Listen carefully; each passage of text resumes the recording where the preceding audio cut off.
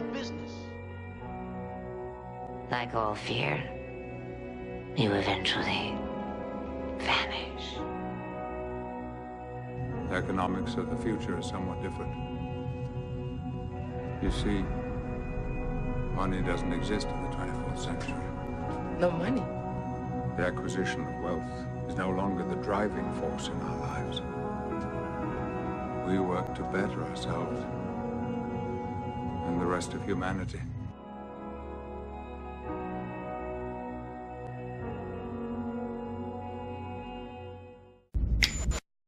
Hey guys, my name's Andrew, and welcome to The Trek Show. On today's episode, I'm going to be reviewing the Star Trek Discovery episode, If Memory Serves. So let's get right into Discovery. We start out by getting a flashback to the cage, which was kind of cool, but also kind of weird, because it almost seemed more to me like a commercial than anything. Just the way it was presented, almost like they shoehorned it in at the very last second before they aired the episode. Don't get me wrong, it was cool. It was cool to see the original Pike. It was cool to see the original Enterprise, but it just seemed a little weird. It seemed a little out of place. And it was a flashback because it kind of Pike tuned back into it. My dad actually was saying to me that he would have liked to see those flashbacks involve the new actors of Discovery, which would have been an interesting take. And I think that on the last episode, when Matt and I were reviewing it, I had mentioned that it'd be pretty ballsy of them to remake The Cage, to have those actors come in again. But we know now that Cage takes place before Discovery. So then we get to Michael. They're on their way to Talos 4. And they encounter this black hole, but it's actually an illusion created by the Telosians as a test. Michael wants to get away from it, but Spock steps in and drives the shuttle towards the black hole. Turns out to be an illusion. So they land on Talos 4, and they have those special blue flowers that we saw in the cage. I thought it was a cool touch. I'm really glad that they added those in. I thought the look of the planet was very cool, although it was different than what we see in the cage. Then again, maybe it's a different season, maybe it's a different time of day. We're getting different lighting, different scenery, although it probably would have been nice to add in those big mountains in the background, but a small gripe. But we run into the female character that was in the cage originally, that's still there, that the Telosians have used an illusion to make her look more normal rather than her disfigured self. She intercepts Michael and Spock, and then they go back to see the Telosians. The Telosians have been completely visually rebooted. They look very different. I actually like them. I actually like them better than in the cage. Now, some people are saying that, well, they shouldn't have changed them so much. They should have kept with the original. And, I think that there's a certain argument for that. Perhaps the Telosians that we saw in the cage are a different species of Telosians, just like we have different races of humans. But I think that overall it's a visual reboot. And I thought they were good. I think they looked good. The Telosians asked permission to heal Spock, to go into their memories, and they go back in these memories of Michael and Spock having these issues, Spock and Michael having a back and forth, and basically they've had a rough relationship. They've never really got along. Spock was hurt by Michael's actions of wanting to run away and not really wanting to be connected to him. We also see that Michael was almost killed when she was younger, and a Red Angel stepped in to save her. So this means that potentially this is an alternate timeline, because Spock is never mentioned about Michael, and Michael seemingly passing away in the Prime timeline. Now, I don't really see Discovery as canon. I see it as an alternate timeline. But it makes sense if that's the case, and I really don't know where they're going with this Red Angel stuff, but it looks to me that they're going to try to address some of the changes in canon, or maybe suggest a different timeline. So we see Hugh in this episode, and he's just adjusting to things, and we really see him having a lot of anxiety around Tyler. We see him in the hallway, seeing Tyler there, and Hugh really has some issues going on.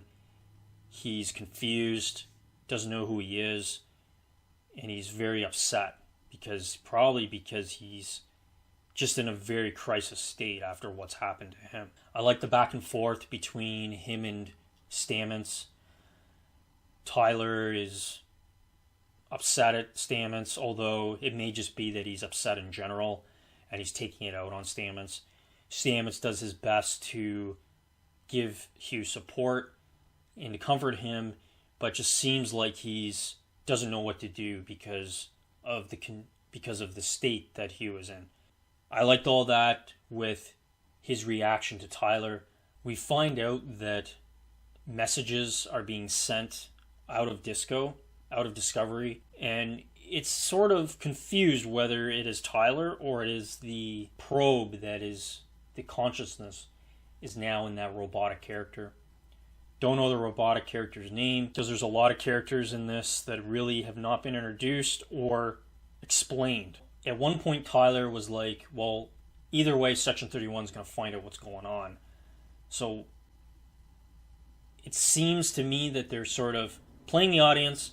Maybe it's Tyler, maybe it's this probe. While Spock is on the planet, we're learning more about the Red Angel. We find out that the Red Angel is actually a human because Spock did a mind meld with the Red Angel, which he was able to find this out. Other than that, he was not able to find out who the Red Angel was. So I think it's kind of interesting that the Red Angel is human. Who could it be? I really hope that it's not somebody really cheesy. At first I thought it was Spock, but I'm glad that it's not, because now they've said that it's human, so we'll see. The memories, we get to see Spock, what happened in the mental hospital. Basically Section 31 is threatening him, and he ends up getting out of the hospital without killing anybody. He just temporarily puts him out of commission. I liked the back and forth between Spock and Michael in this episode. I thought Michael was less annoying, and she's becoming less annoying now because I think that they're writing better for her. But if they could just get away from her being a Mary Sue and being a jack of all trades, I think that's going to help her character tremendously. I do think that her character was a lot better in this episode. It's building up for Hugh. He finally confronts Tyler, and Tyler is very apologetic for what he's done, but it doesn't seem to mean anything. Hugh steps in there, physically fights Tyler, just getting his anger out. One thing I'd like to know is why security didn't step in and do anything about it, and why Saru is saying let them fight. I don't know. I mean, it's a cool scene, and it's just, where's security? Why is security doing nothing? Why is Saru saying not to get involved? So the Telosians are apparently able to use their telepathy across space. They end up doing it with Captain Pike. And I think that honestly, Captain Pike should have been the one that goes back to Talos 4 because of the connection to the cage. But it is what it is, and there is a connection with the female that Pike knows. And so he brings Discovery back to Talos 4. So we got to see a little more. We got to hear about the Logic Extremists just a little bit. We really haven't heard much about them. Section 31 still playing a big role in the series. They're still after Spock and want Spock arrested for potential murder. Pike shows up to Talos 4 to beam out Spock and Michael, but Section 31 shows up and they also have a lock on them as well, and are threatening Discovery, telling them to back off so they can take them in. Pike does that, and of course it's an illusion, and the Talosians trick them and end up Section 31 beams out a fake Spock and Michael. I thought that was a really nice touch. I really like that twist. However, why Section 31 is saying that they're going to punish Discovery for what they've done, I don't get it. Because Section 31 has no authority over the Discovery. Just more canon meddling that the writers are doing. I don't like the fact that Section 31 is broadcasted like the CIA. They are supposed to be a secret organization that only a very select few know about. So I'd like to know how exactly they're going to fix that. So it ends up that the Discovery crew becomes a bunch of fugitives that the Federation is after. Captain Pike, he goes to the crew and says, hey, that they're going against the Federation by doing this, and if he supports his actions, which they do. And it ends up that they take off. Not to mention that the shuttle bay is still open, and that's a running theme in Discovery. Overall, I really enjoyed the episode. I thought that it was a very good take on the Talosians. I thought that this show is getting a lot better now, and it's feeling more like Star Trek. I just wish that they would get away from the poor writing of Michael and give her a little more substance and character depth, which it looks like they're starting to do. I really wish that they would get more into social and political storytelling and not just this Mary Sue that they jam down our throats. I really hope that they transition to that, and I think they probably will. Season 2 has been a complete turnaround from the first season, and I'm really happy about that. I want it to be good. I'm open-minded, but I'm also want to be reasonable with the canon and what has come before it. And I don't think that that's unreasonable to bring up. That we want Star Trek to be great. We want this to fit into canon. Because it's 50 years of a franchise. And it needs to be respected. So guys, let me know in the comments below what you thought. Did you like this episode? Did you not like it? Also, make sure you check out the episode, Are the Borg Actually the Good Guys? Trek Theory. My cousin Brian talks about a theory that he has about the Borg. It's a lot of fun. Make sure you check out that video and let us know what you think, because I think it's a very interesting concept. Alright guys, make sure that you like this video, and if you haven't already done so, make sure you subscribe. Live long and prosper.